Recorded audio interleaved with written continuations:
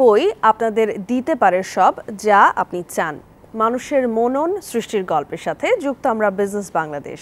স্বাগত জানাচ্ছি বৈশাখী টেলিভিশনের নিয়মিত সাপ্তাহিক আয়োজন বিজনেস বাংলাদেশ অনুষ্ঠানের সঙ্গে আছি আমি সুমায়া জামান। চলছে অমর ২১ গ্রন্থমেলা উপলক্ষে আমাদের আজকের বিশেষ আয়োজন। বিশেষ এই আয়োজনে আমাদের সাথে আছেন জনাব অরুণ কুমার বিশ্বাস, কথা সাহিত্যিক ও অতিরিক্ত কমিশনার বাংলাদেশ কাস্টমস, এবং আরও রয়েছেন Kamrul Hasan Shayak, chairman Panjeree publications limited. আপনাদেরকে আমাদের অনুষ্ঠানে স্বাগত জানাচ্ছি। আজ আমাদের বিষয় বইয়ের পৃথিবী, শিল্প ও বাণিজ্য। এবারে চলে যাচ্ছি মূল আলোচনায়। এই যে বইয়ের পৃথিবী, শুধুমাত্র বই লিখে একজন লেখকের জীবন চালানোটা কি সম্ভব?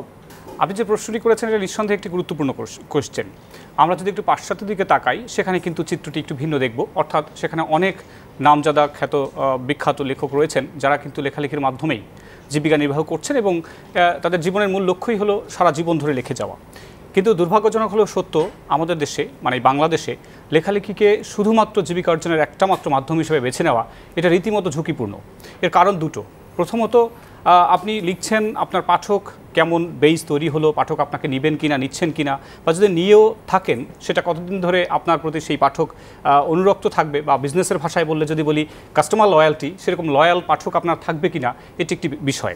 সবচেয়ে বড় কথা, লেখালেখি কিন্তু শৌখিন, অনেকের ক্ষেত্রে শৌখিন। এই জন্য আমি বলবো যে চাইলেই কিন্তু সবসময় আমরা লিখতে পারি না। রাইটার্স স্টপার বলে একটা কথা আছে, সবসময় লেখালেখি হয় না। সবচেয়ে বড় কথা, আমাদের পাঠক কিন্তু একটু খেয়ালি।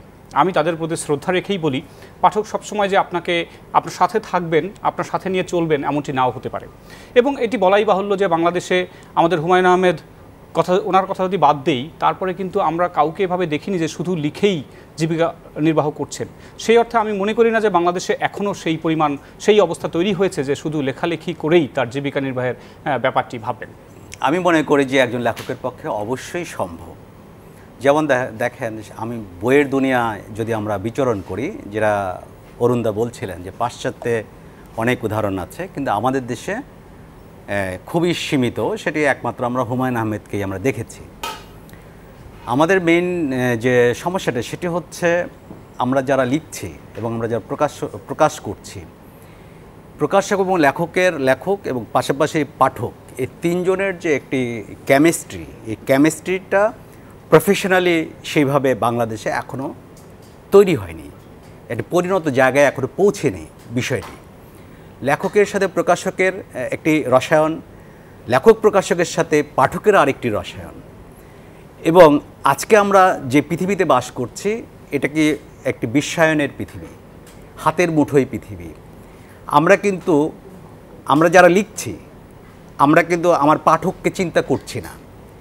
আমার পাঠক এখন কোথায় বসবাস করছে? আমার পাঠক বসবাস করছে এমন একটি গ্রহে, যে গ্রহের একটি নিভৃত গ্রামে বসেও সে তার কাছে পৃথিবীটা হাতের মুঠোয়।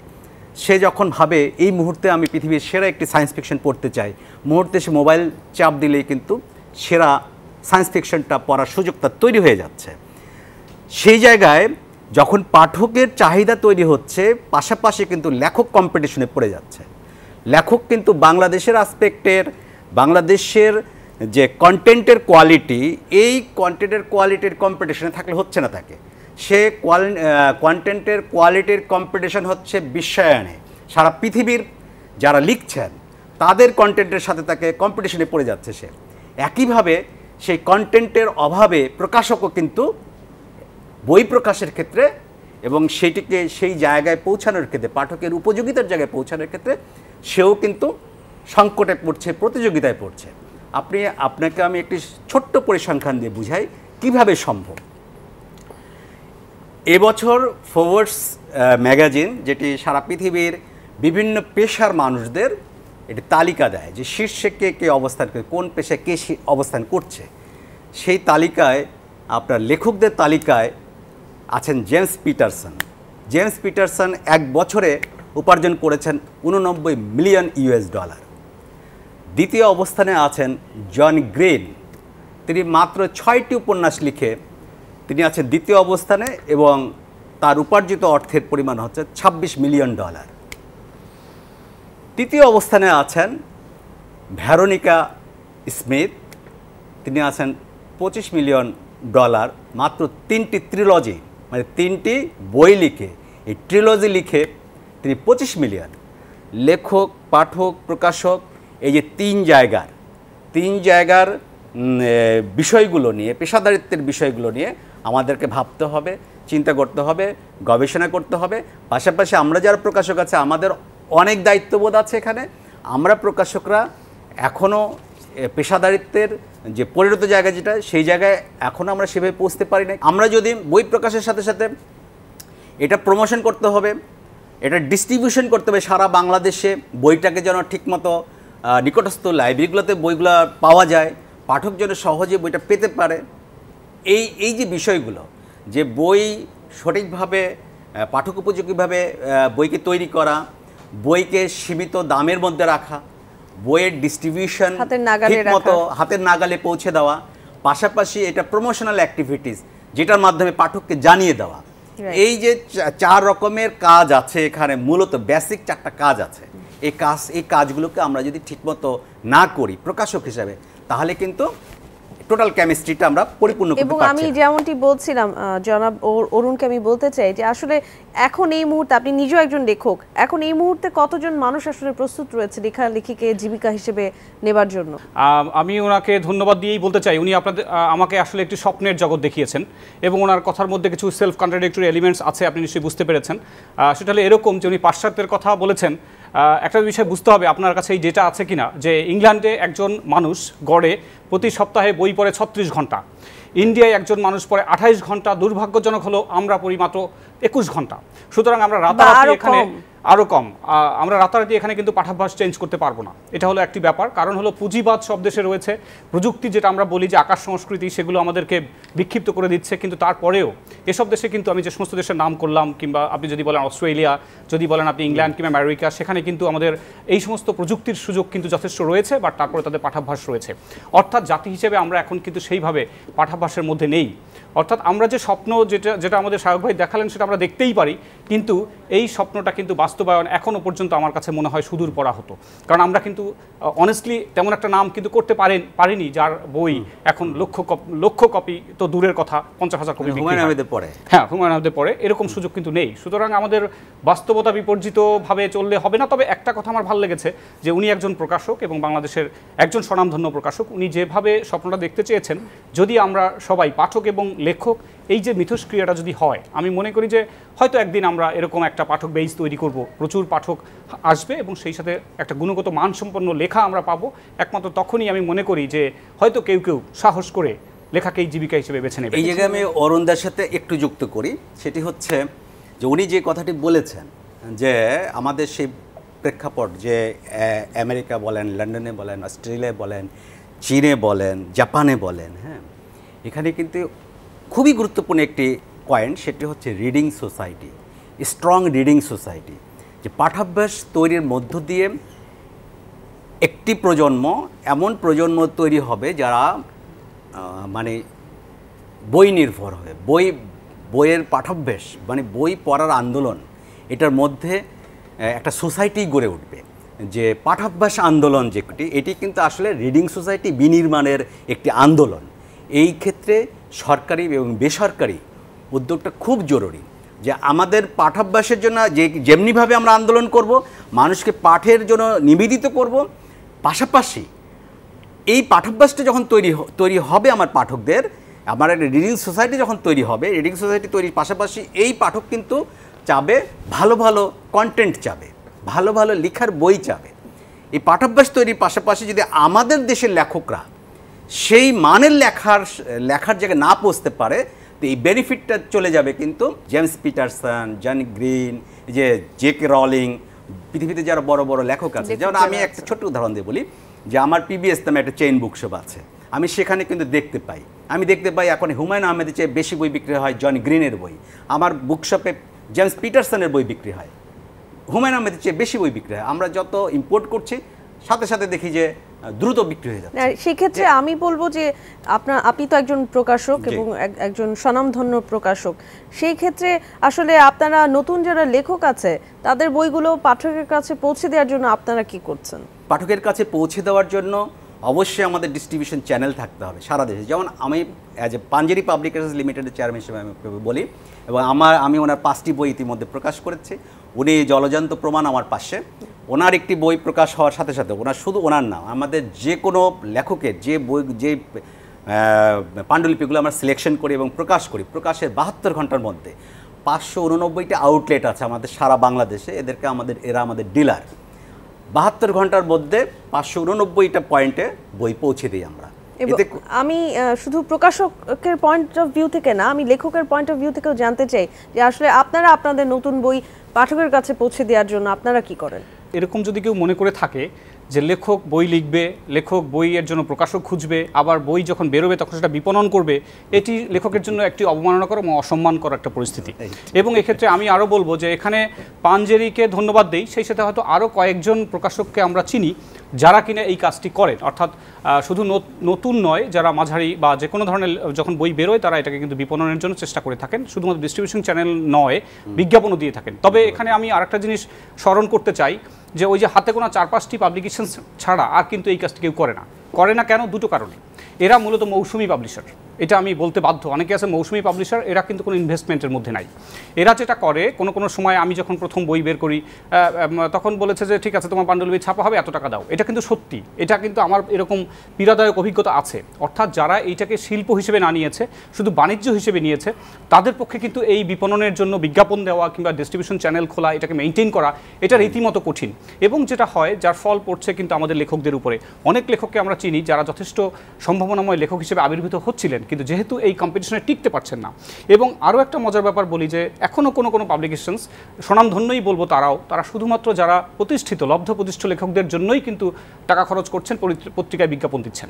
নাম মেনশন করে বলি যে এই ধরনের যে চিন্তা এখান থেকে বেরিয়ে আসতে হবে, কারণ আমাদের বুঝতে হবে যে যেই লেখক এখন প্রতিষ্ঠিত তার থেকে হয়তো উনি বই বিক্রি বাড়লে কিছু টাকা ইনকাম করছেন, কিন্তু একসময় তিনি কিন্তু সত্যি বৃদ্ধ হয়ে যাবেন, তার থেকে কিন্তু আর কোনো বই আসবে না, তখন উনি এক ধরনের লেখক সংকটে ভুগবেন, পাণ্ডুলিপি পাবেন না। এবং তখন আমরা যারা মিডল এইজের মধ্যে আছি এবং মিড এজ ক্রাইসিসের মধ্যে রয়েছে, এই ক্রাইসিসকে যদি আমরা অ্যাড্রেস না করেন তাহলে সত্যি আমরাও একসময় মুখ ফিরিয়ে নেব যে আমার বিপদের দিনে তো এই পাবলিশার দাঁড়ায়নি এবং পাঞ্জেরি দাঁড়িয়েছে। যেটা আমরা বলি যে দাঁড়িয়েছে বলতে এরকম যে উনি সত্যি সবার প্রতি সমান ট্রিটমেন্ট দেওয়ার চেষ্টা করেন। তো এখান থেকে আমি মনে করি প্রকাশকগণ যারা রয়েছে তাদের শেখার অনেক কিছু রয়েছে। তাদেরকে লেখকের মনন বুঝতে হবে, পাঠকের রুচি বুঝতে হবে। শুধু বই পেলেই, পাণ্ডুলিপি পেলেই ছেপে দেবো, এটা কিন্তু আমি মনে করি সঙ্গত নয়। এতে যেটা হয়, যারা যোগ্যতা সম্পন্ন এবং মানসম্পন্ন পাণ্ডুলিপি রেডি করেন তাদের জন্য এটা কষ্টের হয়, তারা এক ধরনের আনইভেন কম্পিটিশনে পড়ে। কারণ পাঠকরা যখন মেলায় আসে তখন তারা কিন্তু ঠিক বুঝে উঠতে পারে না যে কোন লেখকের বই কিনবো। অর্থাৎ যাদের লেখার মান রয়েছে তাদেরকে প্রমোট করা আমি মনে করি একজন প্রকাশকের দায়িত্বের মধ্যে পড়ে। আচ্ছা, আমার মনে হয় ব্যক্তিগতভাবেও লেখকরা চাইলে সেটা পাঠকের কাছে পৌঁছে দিতে পারে। এবার আমি জিজ্ঞেস করতে চাই যে আসলে ব্যক্তি নির্ভর প্রতিষ্ঠান নাকি প্রতিষ্ঠান নির্ভর ব্যক্তি, আপনার কাছে কি মনে হয়? জানা কোনো নির্দিষ্ট ব্যক্তিকে নিয়ে যদি কোনো প্রতিষ্ঠান গড়ে উঠতে চায় বা এগিয়ে যেতে চায়, এটা একটা ভুল সিদ্ধান্ত হবে। এই জন্য যে ব্যক্তি নয়, বরং আমাদের পাণ্ডুলিপি বাছাই করতে হবে। অর্থাৎ যখন আমরা ভালো ম্যানুস্ক্রিপ্ট পাবো, সেক্ষেত্রে কোনো ব্যক্তি বিশেষ বা উনি এখন হালে খুব সুনাম করছেন ওনার বইই করব, এটা কিন্তু যেটা বারবার বলছি আমরা, প্রফেশনাল অ্যাপ্রোচ হতে পারে না। কারণ আমাদের কিন্তু নতুনকে স্বাগত জানাতে হবে। এখন যিনি এই মুহূর্তে খুব পাঠকপ্রিয় বা মোটামুটি চলছে যার বই, তাকে নিয়েই যদি একটা প্রতিষ্ঠান এগিয়ে যায়, বা এরকমও অনেক সময় প্রস্তাব থাকে যে আপনি কিন্তু আর কাউকে পাণ্ডুলিপি দিবেন না, এই সমস্ত অন্যদের প্রতি ফেয়ার হয় না।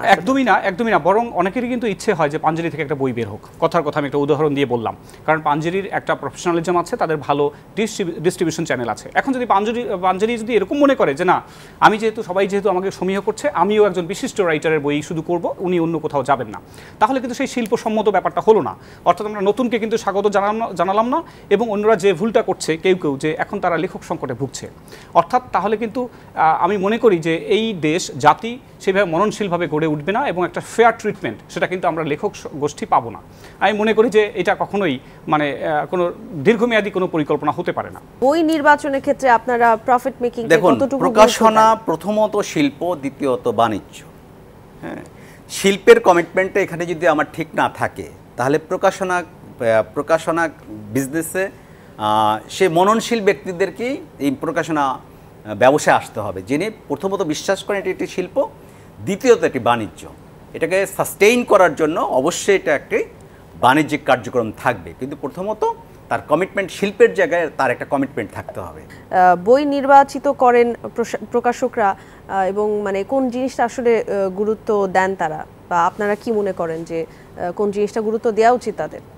আমি যদি সেই বাস্তবতার প্রসঙ্গে যাই তাহলে হয়তো চিত্রটা একটু নেতিবাচক হবে, বাট আমি মানে মোটামুটি আসার জায়গা থেকে বলতে চাই যে কিছু প্রকাশনা সংস্থা রয়েছে যারা এই ক্ষেত্রে খুব হাই স্ট্যান্ডার্ড মেনটেন করে চলছেন। অর্থাৎ সেখানে পাণ্ডুলিপি নিয়ে গেলেই খাতা ছেপে দিয়ে, খাতা যেটা রবীন্দ্রনাথ বলেছেন তার সভ্যতার সংকট বইয়ের মধ্যে, যে এখন লেখা মানেই ছাপা, ছাপা মানেই একটি বই।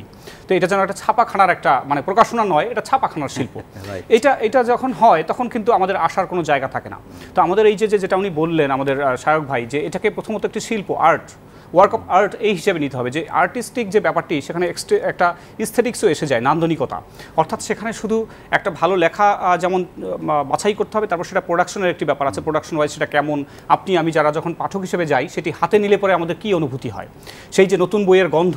এখন যদি আপনি দেখেন যে বইটা ধরা মাত্র খুলে গেল, বা উল্টোভাবে কাভারটা লাগানো হয়েছে, বা যতটুকু থিকনেস থাকা দরকার ছিল সেটা নেই, এগুলো কিন্তু বলা যায় যে তারা শুধুমাত্র বাণিজ্য হিসেবেই নিয়েছেন, যে যত তাড়াতাড়ি এটাকে তৈরি করে মার্কেটে দিয়ে যদি 2 টাকা ফেরত আনা যায়, শিল্পের জায়গাটা নষ্ট হয়ে যায়। এবং তখন যেটা হয়, শুধুমাত্র বাণিজ্যকে যখন প্রাধান্য দিবেন, বাণিজ্যের দিকে চলে যাবেন, তখন শিল্প নষ্ট করে প্রকাশনা ব্যবসা হবে। আপনারা যদি একটা মানসম্মত বই পাঠকের কাছে পৌঁছে দিতে চান, তাহলে সেক্ষেত্রে প্রকাশকের কাছে আপনারা কি প্রত্যাশা করেন? জনাব, ধন্যবাদ। প্রকাশকের আগে আমি একটু আত্মসমালোচনা করি। পাঠককে দোষ দিয়ে কোনো লাভ নাই, কারণ আমিও তো পাঠক, আমিও তো অন্যের বই কিনি। অর্থাৎ লেখকের এক্ষেত্রে একটা প্রস্তুতি দরকার। আমার অনেকগুলো বই বেরিয়েছে, এখন আমার মনে হয় যে প্রথম দিকের কিছু বই না বেরোলে বোধহয় ভালো ছিল, যদি ওই স্টেপটা পেরিয়ে আজকে আমি এখানে এসেছি। অর্থাৎ অবশ্যই লেখকের প্রস্তুতি দরকার, পাঠকের কাছে বই পৌঁছাবে তো পরের কথা। আমি যদি নিজে স্যাটিসফাইড না হই, আমি যদি যথেষ্ট পড়াশোনা করে বিষয়টি জেনে, যেটা আমি বরাবরই বলি যে সায়েন্স ফিকশন লিখতে গেলে সায়েন্স এবং ফিকশন দুটোই জানতে হয়। আমি সায়েন্স কোনোদিন পড়িনি, অমনি সায়েন্স ফিকশন লিখবো, একটা রোবট নামিয়ে আনবো, এটা কিন্তু কোনো কাজের কথা নয়। এবং ফিকশন মানেই কল্পনা, কিন্তু সেটা যেন আকাশ কুসুম কল্পনা না হয়। অর্থাৎ পাঠককে বোকা ঠাওরানোর কোনো সুযোগ নেই। আমি মনে করি যে লেখকের দিক থেকে অবশ্যই তাকে খুবই লেখাপড়া জেনে, মেধা মননকে এক জায়গায় করে একটা সুন্দর পাঠোপযোগী বই এবং নির্ভুল বানানে, অনেকে মনে করে থাকেন যে লেখকের বানান জানার দরকার নেই, এটা অত্যন্ত ভুল কথা। এবং শব্দরীতি, বানানরীতি জানা এটাও একজন আমি মনে করি পরিশীলিত লেখকের কাজ।